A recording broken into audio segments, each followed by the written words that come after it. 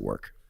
When we think about endurance, I would like to open up the conversation to include more things than people generally do when they hear the word endurance. So if we just think about what you typically ask your body to do or would like to ask your body to do, and we just walk through them, it's going to be things like this. Number one, I want to have energy throughout the day. That's actually a form of endurance. Great. I don't want to have these lulls and fatigue, and I want to feel fantastic as I move throughout my activities of daily living, whatever those may be. Work, exercise, enjoyment, paying attention, focus, all that stuff. Great. That's one thing. Another thing you want to ask your body to do is, I want to be able to repeat some small effort in a muscle group and feel great about that. This is what we generally call muscular endurance. So this is something like, I want to be able to walk up those 10 flights of steps and my quads aren't burning at the end of it, right? Or it even gives me energy. Another thing you'll want to ask your body to do is to be able to perform a tremendous amount of work for a longer period of time, something in the realm of 20 to 80 seconds. So this could be something like, if you're surfing and you've got to paddle extremely hard for a minute to get on top of a wave, or you're out riding your bike and you need to be able to get up a hill and it's a very steep hill. These are going to take maximal efforts for some small amount of time, and then you'll get back up there. We tend to call that maximum anaerobic capacity. So that the max amount of work you can perform at a high rate for some amount of seconds to like maybe a minute. Past that is your ability to repeat an effort kind of like that for something like 5 to 15 minutes. And this is the example would be run a mile, right? Some interval like that, which is a longer distance, right? That is going to be your maximum aerobic capacity. Okay? Another thing you're going to want your body to do is what we call sustained position. So this is, you want to be able to sit in your chair at work and have perfect posture for 20, 30, 40 minutes, right? You want to be able to stand in line at a grocery store for 15 minutes and not have a breakdown in posture. So you want to be able to maintain position when you're riding your bike, you're not collapsing, you're doing any of these activities, and you don't get hurt or lose efficiency simply because you couldn't sustain basic positions, all right? Whatever those shapes and positions need to be.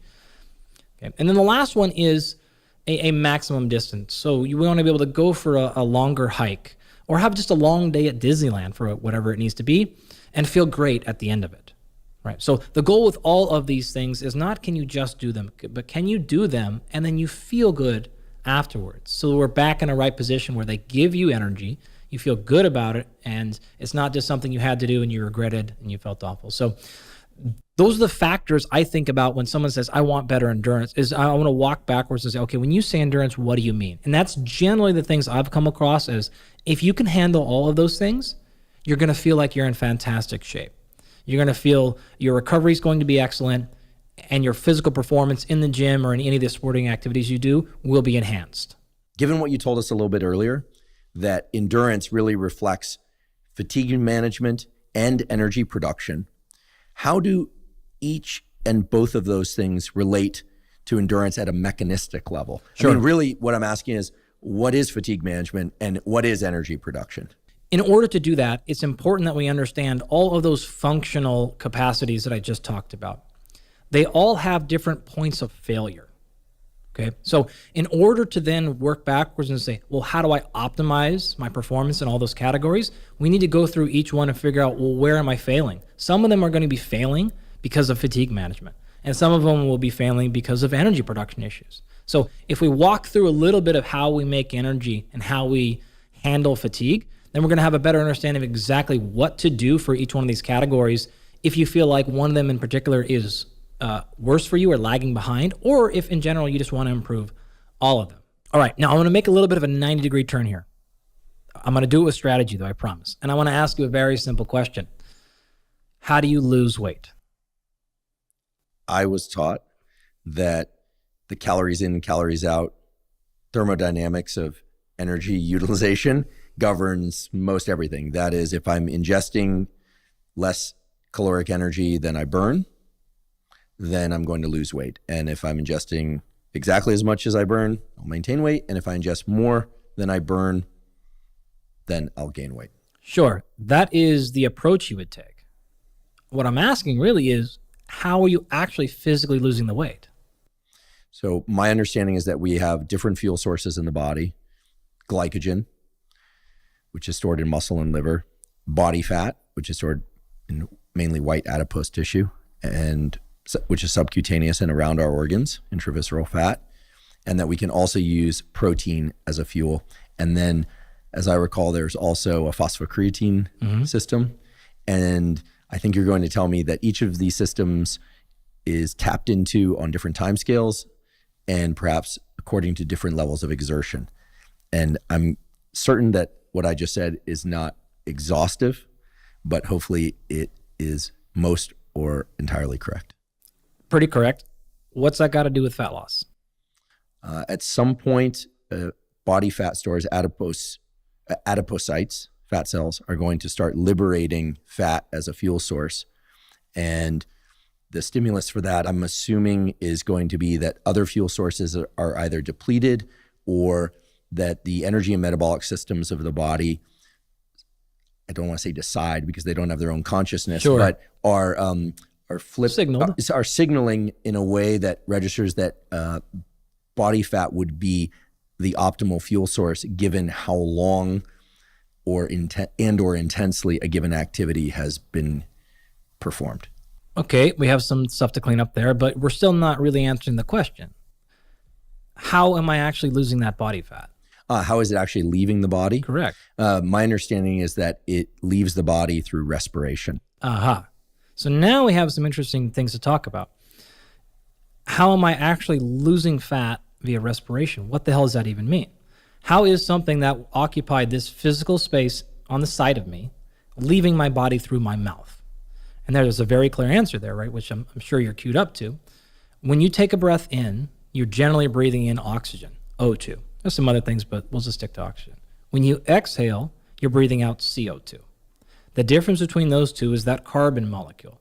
Well, one of the things that's important to understand here is all of your carbohydrates, which is that word itself is a carbon that has been hydrated. So it is a carbon molecule attached to a water molecule. It is a simple chain of carbons.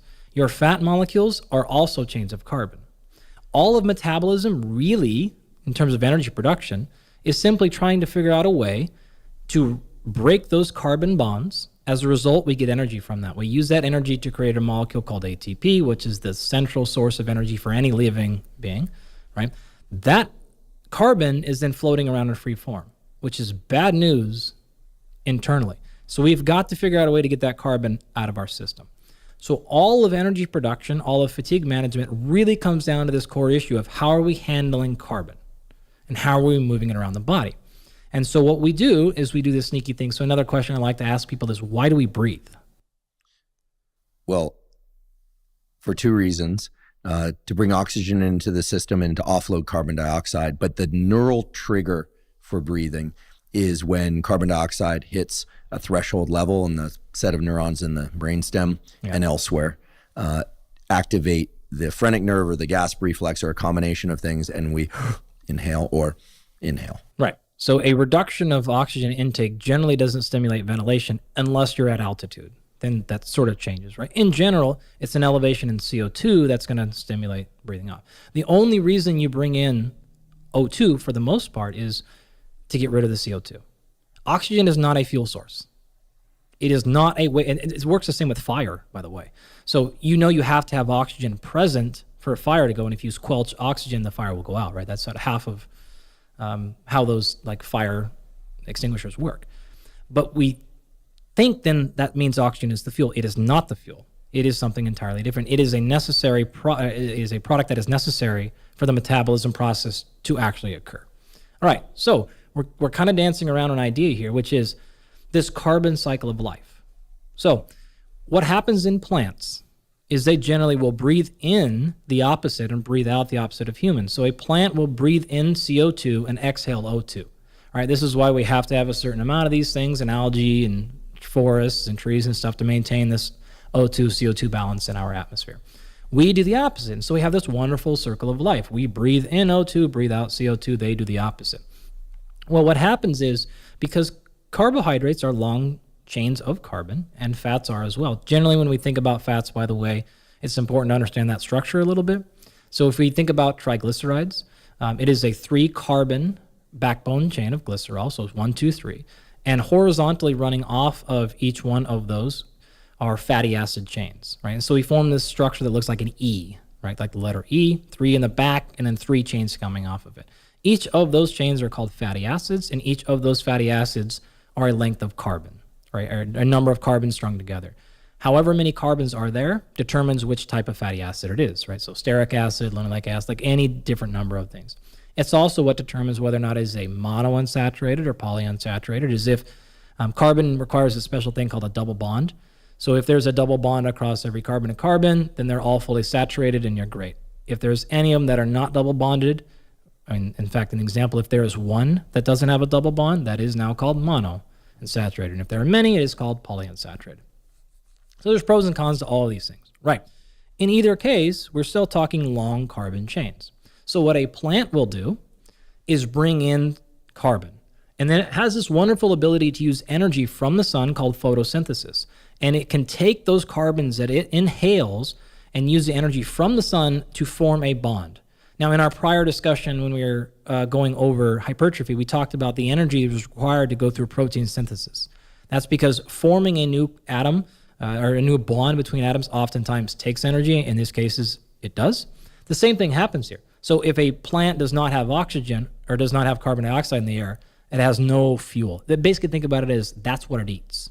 It needs to get nitrogen from the ground and the soil, just like we need to get nitrogen from our protein. But fuel-wise, it needs to get carbon dioxide. Then it needs sun to give it energy so that it can actually form that bond, right? That's what it's getting its fuel from. All right. So if we think about a classic plant that produces either a starch or a fruit, here's what happens. It inhales that carbon, and then it starts packing it away. Now, in a root vegetable, what it does is it stores those things together. And if we store that thing and we grow a fruit at the bottom of it, we tend to call those things starches. All right? It's going to then take the carbon that is packed away in its root and send it up the tree. And it's going to actually do that by breaking it down into a smaller form of carbohydrate that we tend to often call things like sucrose and glucose. It'll ship that up the tree, it'll go out to the leaves, and it'll convert it into the fruit. And it's going to eventually transform that stuff into smaller carbon things called fructose. And if we think about the fruit or the sugar in fruit, it's often in the form of fructose or sucrose or a combination, and sometimes glucose. So we have these smaller 6 carbon chains, generally in the form of glucose, that are being made from this larger storage of carbohydrates that we call starch, right? So it's packed in together. Your body does the exact same thing. So if it's a potato and it has a whole bunch of glucose packed away, we call it starch. If it's in your quadricep and we pack about a whole bunch of glucose away, we now call it glycogen. If it's in your blood as that 6 carbon chain, we call it glucose. If it's in the tree and in the fruit, we call it fructose. Right? Those are different molecules, but that's effectively the same thing happens. So the biology, the chemistry is almost identical. It just runs in the reverse order. And that's why, again, tubers and potatoes and stuff tend to be starches, and fruits tend to be glucose, fructose, and sucrose. So we have this wonderful circle of life. The plants can survive on just breathing in the CO2 and then getting the energy from the sun. We don't have that ability, at least to my knowledge, to run through photosynthesis. So the only way we can get carbon into our system is to actually ingest carbon, which means we have to eat the starch, the fruit, the animal, some other form of stored carbon to get that into our system. We then pack that away. We put the carbohydrates, as you mentioned earlier, either in our liver, our blood, or in our muscles. We put the fat generally in adipose tissue. We'll put a little bit in muscle cells as intramuscular triglycerides. And then the protein we'll use as structure, right, to do different things. We don't like to use protein as material or fuel. It's better used as structure. And what we have to do then is if all of a sudden we realize that storage is getting too much in our body, in other words, we're gaining too much weight, we have to figure out how to get the carbons out of our body. And that is metabolism, right? Anytime we're trying to break a carbon bond so that we can get energy to make ATP, that's going to release the carbon out of our tissue into the blood. We have to bring in oxygen to bind that carbon molecule to make CO2 so we can exhale it and put it back into the atmosphere. That's a beautiful description of the circle of life. And energy utilization in the human body, I have to ask the question that I'm sure many people are wondering about, which is if indeed we exhale these carbons, and as it relates to fat loss, that is the way that we lose fat if we're in a subcaloric state, for instance. Has it ever been explored as to whether increasing the duration or intensity of exhales can accelerate fat loss? I mean, that's sort of the logical extension of what you described. And here I'm actually interested equally in whether or not the answer is yes, as well as whether it could be no. Because I could imagine if the answer is yes, well, then there's some interesting protocols to emerge from that. But that if it's no, it will reveal to us some important bottlenecks about metabolism and energy utilization. You ever seen those magicians who like show up and they can tell your mom's name or something like that before you because they can sort of lead you down a path? Yeah, I mean, not to take us down a deep dive tangent, but I once went to the Magic Castle in Los Angeles, and I was one of the people called up front, and an incredible magician named, I think his name was Ozzy Mind or something. I think that's right. Had me write my name on a card in a Sharpie pen. I ripped up the card. I ripped it up. I put it in my pocket. And at the end of the 10 or 15 minute bout of him doing a bunch of other tricks, he asked me to look in my right shoe, and under my foot in my right shoe was that card intact. Yeah. And it was no longer in my pocket. And I swear on my life, I wasn't a collaborator with him. Yeah. And to this day, it still gives me chills because I don't know how, magic. Yeah, right, magic. Well, the reason I say that is I've given that little spiel that I just gave you countless times in my classes. And I would say 99% of the time, as soon as I stop, the very first question is, so can I just like do a bunch of exhales and lose fat? Which is wonderful because I was really hoping you would do that, and you rolled right into my trap. Right? You landed perfectly. So I look like a magician over here. I feel like I should look in my right shoe right now. No, I asked the question because it's the logical extension of what you laid out, but I know biology to be both diabolical and cryptic, but also exquisite in the way that things are arranged, and you don't get something for nothing. There are no free passes in physiology. That's the saying. No free passes. The answer to your question is yes. 100% yes. In fact, that is the only way to go about it. You have two options. You can ingest less carbon, or you can expel more carbon. People always say calories in, calories out. It's really carbon in, carbon out. That's what a calorie is, right? Calorie is the amount of energy we get per breaking a carbon bond. So it's really less in, more out. Less in is fairly obvious, whether that comes in any form. And by the way, this is exactly why the percentage of your intake coming from fats or carbohydrate, it doesn't really matter that much. If you look at fat loss, clinical trials, you guys may have covered this when Lane was in here. I'm sure like this is something he talks about a lot. It doesn't matter. It's irrelevant because it's not about that. There's nothing magic in those things. They are different. And they have different physiological responses. Everything is different, right? No doubt. But in general, it's just simply about carbon intake. Turns out fat has a lot more carbons per mole than carbohydrates do.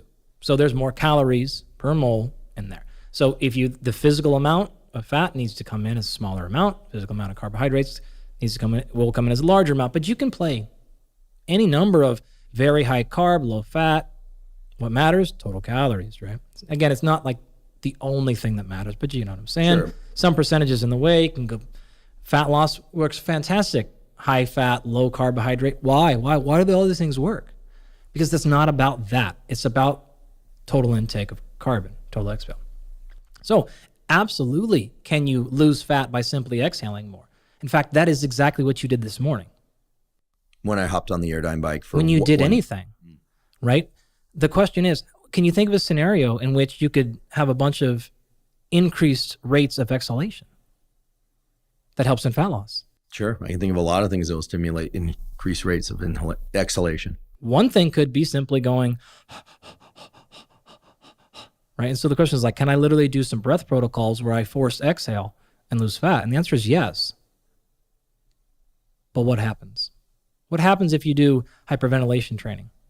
Well, my lab studies cyclic hyperventilation as one of our many deliberate protocols. And one of the most prominent things that one observes is that levels of adrenaline increase very quickly. Extremely quickly. People feel jittery, anxious, stressed, and unless they are consciously trying to anchor their thinking about what that means and the benefits to persisting, typically they abort the cyclic hyperventilation protocol really quickly. Within seconds, right? You will feel tingling, sweating, all kinds of things. You're hyperventilating, right? And we could talk ad nauseum about how that changes everything from adrenaline to focus to a whole bunch of things. So unfortunately, a strategy of sitting around, just exhaling more than you inhale, technically helps you lose more fat, but it's not going to last very long. So then the question is, well, how do I get into a situation or a scenario in which I can increase my rate of expiration where I'm not going to pass out and I'm not going and altering hypocapnia and hypercapnia issues?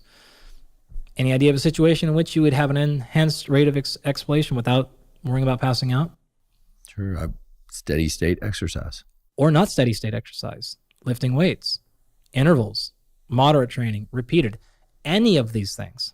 They all work equally for fat loss because all they're doing is increasing respiration rate. They're saying increased demand for energy, increased exhalation. That's the trick here. And when you equate these things to that, they have equal success in fat loss. It doesn't matter, theoretically, where you're getting it from. And so when we get into this idea of, well, what are the best training strategies for fat loss? It doesn't matter which one of these tactics you pick, as long as you maintain a consistent adherence over time. Because of this exact fact. It doesn't matter if you're burning quote unquote fat in the exercise session, or if you're burning carbohydrates in the exercise session. It is totally irrelevant to your net fat loss over time.